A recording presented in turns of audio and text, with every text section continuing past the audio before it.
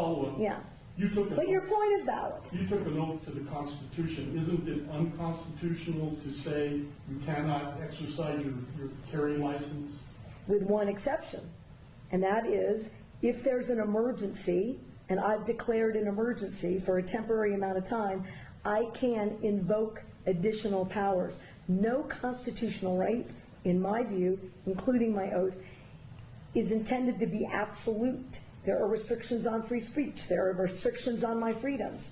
In this emergency, this 11-year-old and all these parents who have lost all these children, they deserve my attention to have the debate about whether or not in an emergency we can create a safer environment. Because what about their constitutional rights? I took an oath to uphold those too. And if we ignore this growing problem without being bold, I've said to every other New Mexican, your rights are subrogated to theirs. And they are not, in my view. Wait a minute. Okay. You're talking about crimes.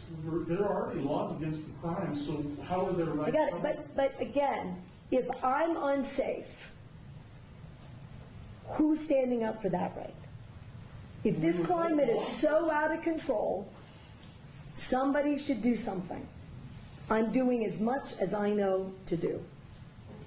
Madam Governor, do you really think that criminals are going to hear this message and not carry a gun in Albuquerque on the streets for 30 days? No. But here's what I do think. It's a pretty resounding message